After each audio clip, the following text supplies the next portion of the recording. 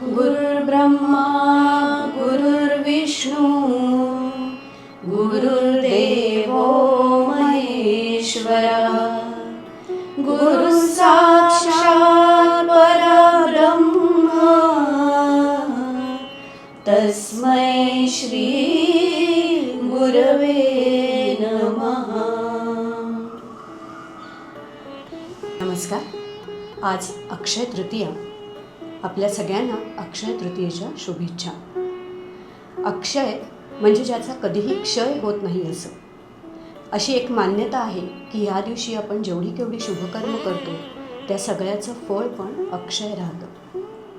पौराणिक मान्यतेनुसार असेही ऐकिवात आहे की भगवान श्री परशुरामांचा जन्म देखील अक्षय तृतीयेचा. गंगा नदीचं अवतरण स्वर्गातून पृथ्वीवर हे देखील त्याच दिवशी. पांडव वनवासात असताना भगवान श्रीकृष्णांनी त्यांना अक्षय पात्र दिलं, तेही ह्याच दिवशी. आपण सगळेजण ह्या दिवसाला शुभ मानतो. आपल्या इष्ट देवतेची, आराध्य देवतेची पूजा करतो. आपले गुरुस्थानी जे जे आहेत अशा गुरूंची पूजा करतो. ह्याच गुरूंना आपण वंदन करूया आणि त्यांच्यासाठी आपण जी प्रार्थना करतो, ज्या ज्या ठिकाणी मन जाय माझे त्या त्या ठिकाणी निजरूप तुझे, मी ठेवितो मस्तक ज्या ठिकाणी तेथे तुझे सद्गुरू पाय दोघी. ह्या अशा गुरूंना वंदन करून आमच्या तस्मै श्री गुरवे नमः या पॉडकास्टमध्ये आपल्या सगळ्यांचं स्वागत. आपल्याकडे आलेल्या पाहुण्यांचा मी परिचय करून देते. त्यांनी मुंबई विद्यापीठातनं बायोकेमिस्ट्री ह्या विषयामध्ये डॉक्टरेट केलेलं आहे. सायन हॉस्पिटल BARC इथे संशोधनाचं काम केलं. अनेक विद्यार्थ्यांना अध्यापनामध्ये त्यांनी मदत केली. या सगळ्याबरोबर जर्मनीमध्ये त्या वास्तव्यास होत्या तेव्हाही तिथे त्यांचं संशोधनाचं काम चालू होतं. त्याचप्रमाणे संगीत, वाङ्मय, उपनिषद या विषयाचीही त्यांना आवड आहे. रक्त, सूक्ष्मजंतू, विटॅमिन्स ही त्यांची पुस्तकं प्रकाशित झालेली आहेत. स्वामी विवेकानंद यांचं ध्यान आणि ध्यानाच्या पद्धती, तसंच रमण महर्षी यांचं हू ॲम आय ही पुस्तकंसुद्धा त्यांनी अनुवादित केली आहेत. मी स्वागत करते डॉक्टर वैदेही लिमये यांचं. नमस्कार. आज मला ह्या पॉडकास्टमध्ये बोलवल्याबद्दल आधी पहिले तुमचे खूप खूप आभार.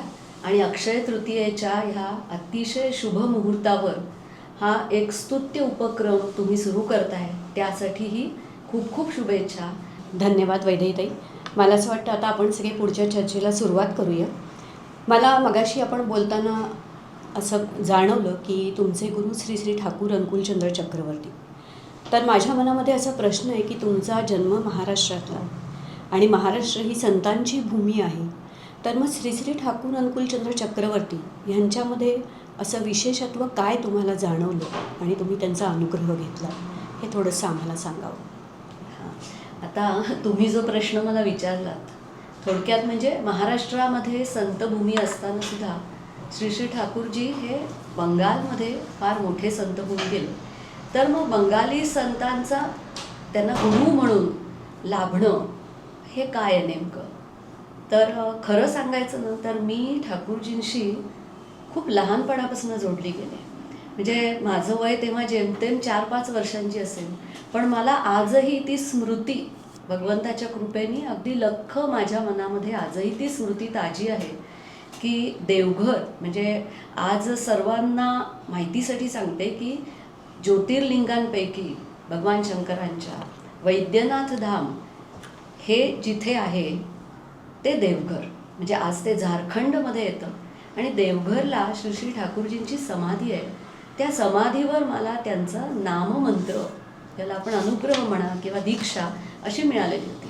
म्हणजे गुरु म्हणजे काय, मंत्र म्हणजे काय, तो का घ्यायचा ह्या कळायच्या वयामध्ये काही मला तो मिळाला नाही. पण एक संस्कारांचा भाग म्हणून आणि आपल्या सर्वांच्या घरामध्ये लहानपणापासून आपण देवाला नमस्कार करणं, संध्याकाळी देवापुढे दिवा लावल्यानंतर शुभं करोती म्हणणं, या संस्कारातच आपल्या पिढ्या पोचल्या गेलेल्या आहेत. आणि त्याच्यामुळे ठाकूरजींचं नाम मिळाल्यानंतर मीही ते करत राहिले आणि मला कधी असं वाटलं नाही की ते सोडावं. ही एक भाग झाला. दुसरा, मला ह्या प्रश्नाच्याकडे वळताना मी असं म्हणेन की आपण असं म्हणतो बरं का की मी गुरु केला, पण खरं म्हणजे ना नीट विचार केला आपण, शास्त्र काय सांगतं आपलं, तर गुरु केला जात नाही. गुरु हा तुमच्या जीवनामध्ये पूर्व सुकृत, ईश्वराचा अनुग्रह किंवा ईश्वर कृपा, संतांचे आशीर्वाद याचं फळ म्हणून गुरु आपल्या जीवनामध्ये येतात. आणि अजून एक मला असं वाटतं की बघा, आपण सर्वजण ज्या वेळेला आपल्या आईच्या पोटात असतो गर्भरूपामध्ये, तर त्यावेळेला जिच्याशी आपली नाळ जोडली जाते ती आपली आई. खरं. मग तीच आपल्याला आपली ओळख करून देते. आपण कोण, आजूबाजूचे कोण, आपलं त्यांच्याशी नातं काय, हे सगळं ती आपल्याला सांगते. पण तिच्याशी जे ऋणानुबंध आहेत ते भाषा, धर्म, पंथ, जात, पात, वर्ण या सगळ्याच्या पलीकडे, या सगळ्याच्या आधी रुजलेले आहेत. तसं गुरूंचं आणि त्या गुरूंच्या चरणी जाणाऱ्या जीवाचं नातं असं आहे, असं मला वाटतं. म्हणजे आपल्या आर्य सनातन वैदिक संस्कृतीमध्ये गुरुशिष्य परंपरा हे त्याचं वैशिष्ट्य आहे. आणि त्या गुरुशिष्य परंपरेचा भाग म्हणून आज आपल्याला दिसतं की खरे गुरु कोण, तो कसा ओळखावा, गुरुची प्राप्ती केल्यामुळे काय होतं, ह्या सगळ्याचं अतिशय सुस्पष्ट मार्गदर्शन आपल्याला संत वाङ्मय, वेदांत, उपनिषद, भगवद्गीता आणि संतांचं चरित्र ह्यांच्यामधून निश्चित मिळतं. आता जेव्हा ठाकूरजींचं नाम मला मिळालं तेव्हा त्याला काहीतरी एक कारण, जे मी आता म्हटलं ते झालं आध्यात्मिक कारण. म्हणजे तुम्ही असं म्हटलात, आता असा आपण विचार करू की आपण ठरवतो का की आपण कुणाच्या पोटी जन्माला येणार, आपले आई बाबा कोण, आपला जन्म कुठे होणार. बरोबर. तर ह्याची उत्तरं दोन पद्धतीने आहेत. एक आहे की नाही, आपण कसं ठरवू, पण ज्याला आपण अध्यात्म विद्या म्हणतो ह्याचं उत्तर कर्म सिद्धांतावर आधारित आहे. थोडक्यात काय की ह्या सबंध विश्वाचा, ब्रह्मांडाचा जो कर्ता आहे ईश्वर, त्याला ना कर्माध्यक्ष असं म्हटलेलं आहे. म्हणजेच काय, प्रत्येक जीवाला तो त्याच्या त्याच्या कर्मांची फळं देत असतो. आणि म्हणून असं म्हणतात बघा, बहुत सुकृतांची जोडी म्हणूनही विठ्ठले आवडी. म्हणजे तुमचं पूर्व पुण्य फळ, तुमचे पूर्व सुकृत, पूर्वजांचे आशीर्वाद हे जेव्हा फळाला येतात त्यावेळेला असं म्हणतात की ईश्वर तुमच्या जीवनामध्ये गुरु पाठवतो. आणि हे शास्त्रांनी सांगितलेलं आहे. म्हणजे हे माझं किंवा अमुक कुणाचं मत नाही आहे, इथे याला प्रामाण्य दिलं गेलेलं आहे. आणि म्हणून ह्या प्रश्नाचं एक उत्तर असं होतं की हे भगवंताच्या विधीमध्ये, त्या प्रोटोकॉलमध्ये सुनिश्चित आहे की कोणाचं खातं कुठे आहे, कोणाचा गुरु कोण, हे डेफिनेटली ठरलेलं आहे. आपल्यासाठी ते अज्ञात आहे. आणि दुसरं उत्तर जे लौकिक दृष्टिकोनातून मी देईन, तर कोण कारणीभूत झाले अर्थात, तर माझे बाबा. कारण मी 4-5 वर्षाची असताना ठाण्याहून उठून देवघरला काही मी गेलेले नाही, मला कोणीतरी नेलं. आणि जे नेणारे आहेत त्यांनाही श्री श्री ठाकूरजींच्या चरणी आपले गुरु म्हणून समर्पक व्हावंसं वाटलं.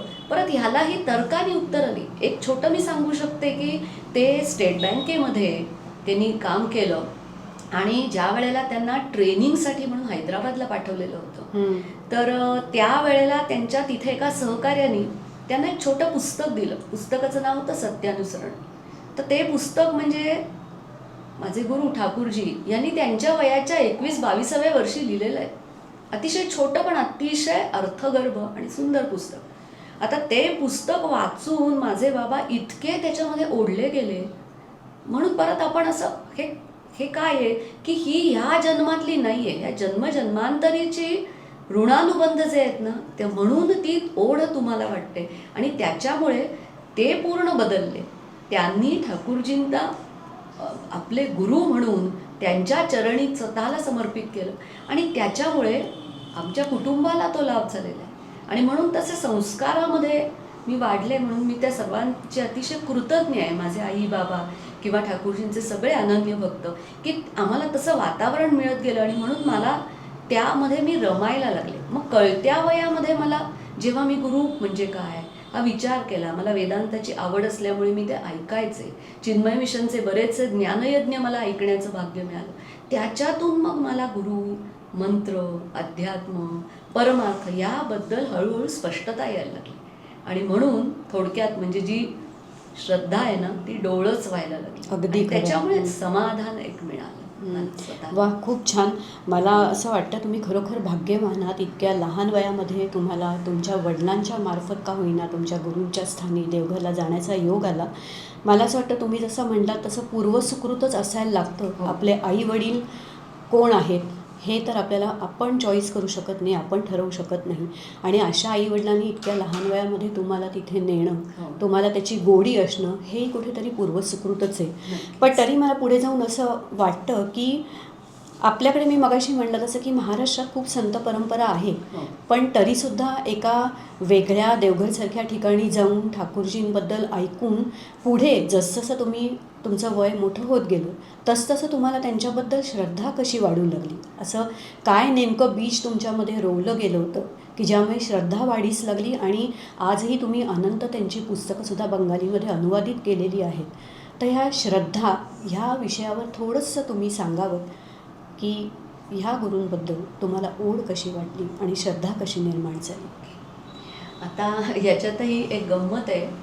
तुम्ही मला विचारलं की ठाकूरजींचं नाम मला मिळालं. नाम आज आपण म्हणतो की कलियुगासाठी भगवंताचं नाम हे अतिशय उत्तम साधन दिलेलं आहे. बरोबर. तर नाम मला मिळालं. मी ठाकूरजींना पाहिलंय का? तर नाही. कारण 1969 साली ठाकूरजींनी इहलोकीची यात्रा आपली संपवलेली आहे. आपण म्हणू त्यांची लीला चरित्र जे नरदेहामध्ये आहे तिथे त्याची समाप्ती त्यांनी केलेली आहे. आणि माझा जन्म 1968 सालचा, त्याच्यामुळे मी त्यांना पाहिलेलं नाही. पण आता मी असा विचार करते बघा की आज आपल्याकडे श्री गोंदवलेकर महाराज, गजानन महाराज, स्वामी समर्थ, त्याच्यानंतर अनेक असे संत आहेत.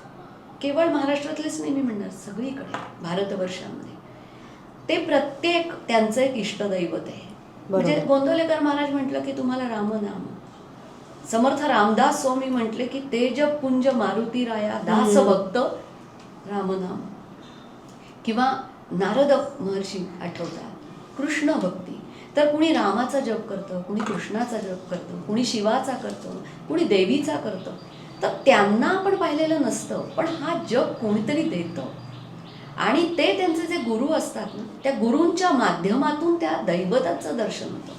आता या प्रश्नावर एक डायरेक्ट यायला मी असं म्हणेन की गुरूंना म्हणजे माझ्या ठाकूरजींना मी पाहिलं नाही, देहात पाहिलेलं नाही, पण तरी त्यांच्यावर श्रद्धा कशी बसली बाबा. लहानपणी ठीक आहे की मला जसं आपण म्हणतो शुभंकर होती तसं मी म्हणत गेले. पण मी म्हटलं तसं की श्रद्धा बसण्यासाठी म्हणून 2 गोष्टी लागतात माझ्या दृष्टीने. एक म्हणजे ज्यांची आपण उपासना करतो त्यांचं चरित्र, त्यांचा स्वभाव, त्यांचा प्रभाव, त्यांचा प्रताप, त्यांचे गुण, त्यांची कीर्ती, त्यांचे विचार, त्यांनी समाजामध्ये असं काय बदल केले ज्यामुळे समाज हा अधिक उन्नतीकडे गेलाय का, मनुष्य बदललाय का, माणसाच्या चारित्र्यामध्ये तो मनुष्यत्वाकडून म्हणजे मनुष्य पशु प्राणी त्यातून चांगला मानव त्यातून देव मानव असं उन्नयन झालंय का. ह्या प्रश्नांचं जेव्हा मी टिकमार्क करत पडताळून तेव्हा मला परत भगवंताचे मी कोटी कोटी आभार मानते की मला असे अनन्य भक्त जे ठाकूरजींना शरण गेलेले त्यांचा संग लाभला, सत्संग. जसं गोंदवलेकर महाराजांचं आपण उदाहरण घ्या. आज गोंदवलेकर महाराजांना पाहिलेली मंडळी फारच कमी आहेत, पण त्यांचा शिष्य संप्रदाय खूप मोठा आहे आणि अतिशय भक्तिपूर्ण अंतःकरणाने ते त्यांची उपासना करतात. मग ह्याच्या मागचं कारण काय असावं? तर गोंदवलेकर महाराजांनी जे अंतरंग शिष्य तयार केले त्या शिष्यांचा प्रभाव कसा पडतो, केवळ तात्विक बोलून पडत नाही. मग तुम्ही तत्वज्ञानाचे प्रोफेसर व्हाल, पण तुमच्या आचरणामध्ये जेव्हा ते दिसतं त्यावेळेला माणसं तुमच्याकडे आकर्षिली जातात आणि मग माणसाला असं वाटतं अरे हाही माझ्यासारखाच आहे, पण असं काय आहे ज्याची संपदेमध्ये त्याच्या जीवनाला एक प्रकारची झळाळी आलेली आहे. आणि मी बाहेरचंही उदाहरण देणार नाही, मी माझ्या बाबांचंच उदाहरण इथे देऊ इच्छिते. म्हणजे इथे वडील म्हणून एक प्रेम आहे, पण तेही बाजूला करून बघा तुम्हाला कसं वाटतंय.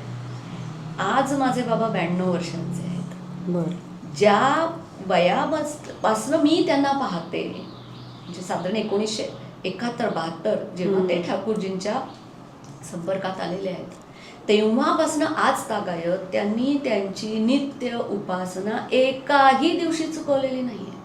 अगदी एक उदाहरण द्यायचं तर आत्ता काही वर्षांपूर्वी त्यांना प्रोस्टेटच्या संबंधाने शस्त्रक्रियेला सामोरं जावं लागलं. एकदा नाही, दोनदा, तीनदा जावं लागलं. आणि त्या प्रत्येक वेळेला हे मी प्रत्यक्ष बघितलेलं आहे की रुग्णालयामध्ये त्या रुग्णालयातल्या पलंगावर बसून पहाटे 3:30 वाजता ते जप करत होते. अरे वा. म्हणजे ते ध्यान करत होते. त्यावेळेला आता तुम्ही विचार करा, माझे बाबा आहेत, क्षणभर बाजूला ठेवू, पण असं काय आहे ज्यांनी माणसाचं मन सर्व परिस्थितीमध्ये सुद्धा त्या तत्वापासून हटत नाही. जसे सगळ्यांच्या जीवनामध्ये चढ उतार होतात तसे त्यांच्याही जीवनात आले. त्यातले काही आम्हाला कळले, काही कळलेही नसतील, परंतु मला असं इतकं स्पष्ट दिसतं की त्यांची आपल्या गुरूंवरची निष्ठा क्षणभरही कधीही टळली नाही. आपलं कसं होतं की वेन ऑल इज वेल, आपण ह्या छान रमतो, मग ते ऐकणं असेल, वाचन असेल, चर्चा असेल, देवदेवतांची चरित्र, पुराणं, संत, पण आपली परिस्थिती जेव्हा प्रतिकूल होते तेव्हा आपल्याला स्मरण किती होतं, आपली निष्ठेचा कस तिथे लागतो. आणि तिथे मला जाणवतं की माझ्या बाबांवरनं मला जाणवतं की प्रचंड निष्ठा आहे. आणि ती निष्ठा हीच त्यांचा सगळ्यात मोठी ॲसेट बनून राहिलेली आहे. आणि म्हणून म्हणजे तुम्ही जो मला प्रश्न विचारलात की श्रद्धा निर्माण, तर श्रद्धा निर्माण होताना ती कधी कधी तुमचा स्वभाव एक भाविक असेल तर पटकन होते. आमच्या पिढीवर ऐकण्याचे संस्कार होते, त्याच्यामुळे आम्ही फॉलो करत गेलो. आत्ताची मुलं फार छान आहेत, पण आज त्यांना व्यवधानं खूप आहेत. मोबाईलपासून त्या व्हर्च्युअल विश्वामध्ये इतकं आकर्षणाची ठिकाणं तशी आमच्या वेळेला नव्हती. टी व्हीचंही प्राबल्य नव्हतं, त्याच्यामुळे चित्त एकाग्र पटकन होत होतं. पण श्रद्धा निर्माण होणं वेगळं आणि ती डोळसपणाने तुमच्यामध्ये विवेक जागवणं वेगळं. ज्या क्षणी तुम्हाला असं वाटतं ना की नाही, माझ्या गुरूंनी जे सांगितलंय त्यातलं एक तरी मला आचरणात आणता आलं पाहिजे. बरोबर. हा म्हणजे हा फरक हा होतो की दुसऱ्याचे दोष न पाहता अरे माझ्यामध्ये काय त्रुटी आहेत, मी जर चुकीची वागले तर मी इनडायरेक्टली मी त्यांचं प्रतिनिधित्व करते, आय एम रिप्रेझेंटिंग हिम. तर मला अधिकार नाही की त्यांना जे आवडणार नाही, जे चुकीचं आहे त्याचं माझं वर्तन होता कामा नये. बऱ्याच वेळेला होतं, असं नाही आहे, आपण काही साधू नाही आहोत, पण विवेक तुम्हाला टोकतो, तुम्हाला कळतं की नाही, you have not done right. मग त्यावेळेला उपासना आहे. त्या म्हणून हा मार्ग इतका सुंदर आहे, पण तो कधी आहे ज्या वेळेला तुमची श्रद्धा विवेकाच्या ज्ञानाच्या पायावर असते आणि समर्पणासाठी तुम्ही तयार असता तेव्हा. वा, खूपच सुंदर. मला पण आत्ता अगदी म्हणजे तुमच्या बोलण्यातनं असं जाणवलं की तुम्हाला आवड लागली, तुमचे वडील निमित्त झाले, ही अगदी खरी गोष्ट आहे. पण खरा साधक होण्यासाठी जे तुमच्या वडिलांमधले तुम्ही गुण सांगितलेत की सातत्य, चिकाटी, विवेक, उपासना, ह्या सगळ्याची कास धरली तर मला वाटतं कुणीही संत स्वरूप असू दे, कुठचंही दैवत असू दे, आपली श्रद्धा उत्तरोत्तर वृद्धिंगतच होत जाते. खूप छान वैदेहीताई. आपण पुढच्या प्रश्नाकडे वळूया. मला असं वाटतं की आत्ता मगाशी आपण सुरुवातीला बोललो त्याच्याप्रमाणे भारतामध्ये अनेक संत होऊन गेले.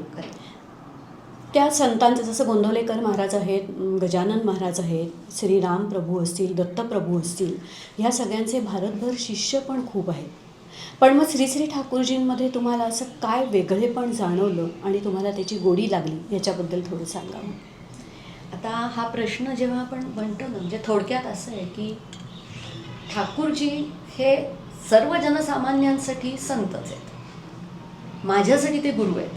हां, म्हणजे संत आणि गुरु असे दोन विचार आपण केले. बरोबर. तर परत बघा, फरक हे सगळं ना मोजण मापन करणं हे आपल्या बुद्धीचं क्षेत्र आहे, म्हणजे एक मर्यादित असते. पण अध्यात्मविद्येमध्ये असं सांगितलं जातं की मुळामध्ये तुम्हाला संतांचा संग मिळणं म्हणजे मनुष्य जन्म, मनुष्यत्व, मुमुक्षुत्व आणि महापुरुष संश्रव ह्या भगवान शंकराचार्यांनी सांगितलेल्या आहेत की अतिशय भाग्याच्या गोष्टी. आणि तुम्ही स्वामी समर्थ बघा किंवा रामदास स्वामी बघा, एकनाथ महाराज सर्वांनी गुरुची महती गायलेली आहे. हं? आता संत आणि गुरु ह्याच्यामध्ये एक छोटंसं मला अनुभवातून जे जाणवतं ते मी तुम्हाला सांगू इच्छिते. एक आपण असं उदाहरण घेऊया. बघा, प्रत्येक संताकडे तुम्ही जर गेलात, खरा संत, संत म्हणजे कोण मुळात हे आपण बघू. तर आपलं शास्त्र असं म्हणतं की संत हे समाजाचे नेत्र आहेत. खरं. संतांचं एका शब्दामध्ये व्यक्तित्व, त्यांचं स्वभाव, तर ऐसी कळवळ्याची जाती करी लाभाविण प्रीती, म्हणजे अहेतुकी करुणा हा ज्यांचा स्थायी भाव आहे, जे संबंध लोकांना त्यांनी उन्नत व्हावं, त्यांची सगळ्या ज्या काही चिंता आहेत, दुःख आहेत, त्याचं मूळ आहे अज्ञान, आणि त्याचा निराश करून मनुष्य जन्माला आल्यानंतर काय साधलं पाहिजे, ईश्वर प्राप्ती, किंवा तुम्ही त्याला म्हणा स्वरूपाचं ज्ञान, मी कोणची खरी ओळख, वेगवेगळ्या मार्गामध्ये त्याला वेगवेगळ्या पद्धतीने सांगितलं जातं. परंतु संत हे काय करतात, तर संत केवळ आपल्या आत्मज्ञानामध्ये तृप्त होऊन समाजापासून दूर जात नाहीत. त्यांना इतकी करुणा असते की प्रत्येक जीव तो जिथे आहे, जात पात वर्ण वंश गरीब श्रीमंत ह्याच्याशी काही देणं घेणं नाही, तो जसा आहे जिथे आहे तिथून त्याचं उन्नयन कसं व्हावं. आणि म्हणून संत, मला असं वाटतं, आज आपण स्वास्थ्याबद्दल म्हणतो. वर्ल्ड हेल्थ ऑर्गनायझेशनने अगदी व्याख्या केलेली आहे हेल्थची. Health is not just absence of a disease, पण ज्याच्यामध्ये तुम्हाला वेलनेस हा शारीरिक, मानसिक, बौद्धिक स्तरावर, एक स्तर अजून जाऊन आध्यात्मिक स्तरावर, फिजिकल, मेंटल, सोशल वेलबिंग असं WHO म्हणतं. तर मी असं नक्की म्हणेन की समाज मन निकोप ठेवायला, मनाचं आरोग्य राखायला आणि ते सुंदर करायला संतांचं मोठं योगदान आहे. आणि म्हणून संत हे मानवी समूहाच्या सामाजिक आरोग्याचे पाईक आहेत. एका अर्थाने असं म्हटलं तर ते वावगं ठरू नये. कारण संत असे आहेत की जिथे तुम्ही निर्भय होऊन जाता, ज्यांना पाहून तुम्हाला भगवंत आहे हे कळतं. खरं. अजून एक असं वाटतं की संतांच्या बद्दल ना तुलसीदासांनी रामचरित मानसमधल्या बालकांडात अतिशय सुंदर लिहिलेलं एक चौपाई आहे त्यांची. मुद मंगलमय संत समाज, जो जग जंगम तीरथ राज, राम भगती जह सुर सरिधारा, सरसही ब्रह्म प्रचार विचारा. ते म्हणतात की जो संत समाज आहे, संतांचा मेळा आहे, ते म्हणजे जगामध्ये या चालते बोलते तीर्थराज आहेत, प्रयाग आहेत. प्रयागामध्ये आपल्याला माहिती आहे संगम आहे. होय. का प्रयागराज म्हटलं? कारण रामभगती, तुलसीदासांचा इष्टदेव राम आहे म्हणून ते रामभगती म्हणतात. की जशी म्हणे ती भक्तिरूपी गंगा अखंड जर प्रवाहित होत असेल तर ती गंगा म्हणजे ते संत आहेत. आणि जिथे सरस्वती गुप्त झालेली आपल्याला म्हणतात माहिती आहे प्रयागामध्ये, तर ती जी गुप्त सरस्वती आहे ना, ती म्हणजे ब्रह्मविचार आहे. आणि ती गुप्त सरस्वती संत सर्वांसाठी खुली करतात. आणि अशा पद्धतीने प्रत्येक व्यक्तीला खऱ्या अर्थाने एम्पॉवर जर कोण करत असतील तर ते हे संत समाज आहे. आणि आता तुम्ही जो मला प्रश्न विचारलात की माझ्या गुरूंच्याकडे वळूया, तर मग मी एक उदाहरण देते. आत्ताच्या काळातलं आपण उदाहरण घेऊ. समजा मॉलमध्ये एक आई आपल्या मुलाला घेऊन गेली आहे. मुलगा 3-4 वर्षाचा आहे. सगळी दुकानं फिरतायत छानपैकी. फिरता फिरता त्याला खूप खेळणी आवडतायत. काही खेळण्यांसाठी तो हट्ट करतो, काही आई घेऊन देते. करता करता एकदम असं होतं की तो कुठेतरी रमतो. आई थोडी नजरेआड गेली आहे त्याच्या. अचानक ते मूल कावरबावर होतं. त्यावेळेला तिथे असलेल्या सगळी खेळणी बघा, सगळी सुंदर सुंदर त्याला आवडणारी साधनं, त्याला मन त्याचं शांत नाही करत. जेव्हा आई त्याची दिसते ना, तेव्हा ते मूल सहज झेपावतं. तसं अनेक संत साधू यांच्या चरणी जाण्याचं भाग्य भगवंताच्या कृपेने जेव्हा जीवाला मिळतं, तेव्हा त्यातल्या एका कुठल्या तरी संताबद्दल असं वाटतं. काय वाटतं बरं? की हे माझे आहेत. हा जो बॉन्ड आहे ना, ह्याला तर्काने नाही आपण सांगू शकत. हे माझे आहेत, हे जो भाव निर्माण होतो त्याच्यातून ते गुरु आहेत, ते संत तर तुमचा गुरु, अदरवाईज भेद नाही आहे. आता कबीरांचा दोहा आहे, गुरु पारस को अंतर जानत है सब संत, ये लोहा कंचन करे वह करिले महंत. गुरु आणि फिलॉसॉफर स्टोन म्हणजे पारस मणी, हां, तो प्रत्यक्षात अस्तित्वात नाही, फिलॉसॉफर स्टोन आहे तो. त्याला उपमा का दिलेली आहे की परिसाच्या स्पर्शाने लोखंडाचं सोनं होतं, खरं, पण ज्याचं सोनं होतं ते दुसऱ्याला पुन्हा सोन्यात कन्व्हर्ट करू शकत नाही. हेच गुरु आणि फिलॉसॉफर स्टोन मध्ये अंतर आहे की गुरु, तुकाराम महाराज म्हणतात तसं, आपणासारखे करीती तात्काळ नाही काळ वेळ तया लागली. पण मग आपला प्रश्न येतो, अरे मग प्रत्येक गुरूंचे सगळे शिष्य कसे त्यातले नाही झाले? कारण तशी योग्यता आपल्यामध्ये नसते, तशी पात्रता, तशी योग्यता मिळवण्यासाठीच तर उपासना आहे. आणि म्हणून गुरूंचं दुसरं एक आहे की ते पूर्ण स्वीकार आहे त्यांच्या ठिकाणी, ज्यांच्याकडे ना तुम्हाला मी जशी आहे तसं जावंसं वाटतं. कोणतंही प्रिटेन्शन नाही, कोणतेही डूज अँड डोंट्स तिथे मला भय घालत नाहीत, कुठलाही अवरोध नाही. तो माझा गुरु, जो श्रोत्री आहे, ब्रह्मनिष्ठ आहे आणि जो मला माझ्या स्वरूपाची ओळख करून देतो, तो खरा गुरु. गुरु असा नाही की तो तुम्हाला आश्रित करून ठेवेल, तो तुम्हाला दुबळा करून ठेवेल. खरं, रामदास स्वामींनी दासबोधामध्ये म्हटलेलं आहे, असे गुरु गल्लीबोळात मिळतात अडक्याचे, म्हणजे त्यावेळेचं जुनं पैशाचं डिनॉमिनेटर रूप ते.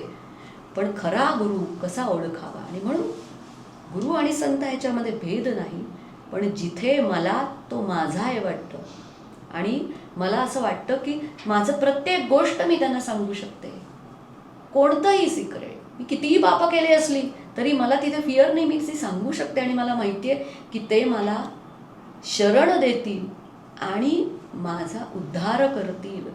पण एक कंडिशन आहे, त्यांनी सांगितलेलं ऐकलं पाहिजे. आपण शास्त्र आणि गुरु यांना मानतो, परंतु त्यांचं ऐकत नाही. खरी इथे गोष्ट. आपलं थोडंसं कॉन्फ्लिक्ट येतो, पण हे एकंदर असं आहे. खूपच छान. मला असं वाटतं आपण जेवढी आत्ता त्यांच्याकडनं चर्चा ऐकतोय तर तुम्हाला जाणवलंच असेल की इतकी ओघवती आणि रसाळ वाणी, त्याच्याबद्दल वैज्ञानिक दृष्टिकोन आणि त्याचं ज्ञान, ह्या सगळ्यांनी समृद्ध असलेल्या वैदेहीताईंना आपण परत नक्की बोलावणार आहोत. आजच्या पॉडकास्टची सांगता करताना 1-2 मुद्दे मला असं वाटतं आहे त्याच्यावर आपण प्रकाश टाकूया आणि मग आपण पुढच्या भागात लगेच भेटू. त्या जसं म्हणल्या की संत ही गुरूंची किंवा ईश्वराची चालती बोलती प्रतिमा म्हणजे संत. आपण ईश्वराला बघू शकत नाही, पण संतांना आपण बघतो, त्यांचं चरित्र बघतो, त्यांच्याशी आपण बोलू शकतो, त्यांना गुरुस्थानी मानतो आणि तेच आपल्याला आपल्या स्वरूपाची जाणीव करून देतात. जसं त्या मगाशी म्हणल्या की परिसाच्या स्पर्शाने लोखंडाचं सोनं होतं, पण ज्याचं सोनं झालं आहे ते प्रत्येक गोष्टी सोन्यातच परिवर्तित होईल असं नाही आहे. त्याच्यासाठी तो संत, तो गुरु तेवढ्या ताकदीचा असायला लागतो. मला असं वाटतं आता आपण इथे थांबूया आणि वैदेही आम्हाला पुढच्याही भागामध्ये तुम्हाला नक्की इथे आमंत्रित करायला आवडेल. परत आपण पुढच्या भागामध्ये वैदेहीताईंकडनं खूप सारं ऐकणार आहोत. तर तुम्ही सगळ्यांनी तुम्हाला जे काय आमच्या या पॉडकास्टमधनं जे आवडलं आहे त्याच्याबद्दल नक्की कॉमेंट्स करा. धन्यवाद. भेटूया पुढच्या भागात. धन्यवाद.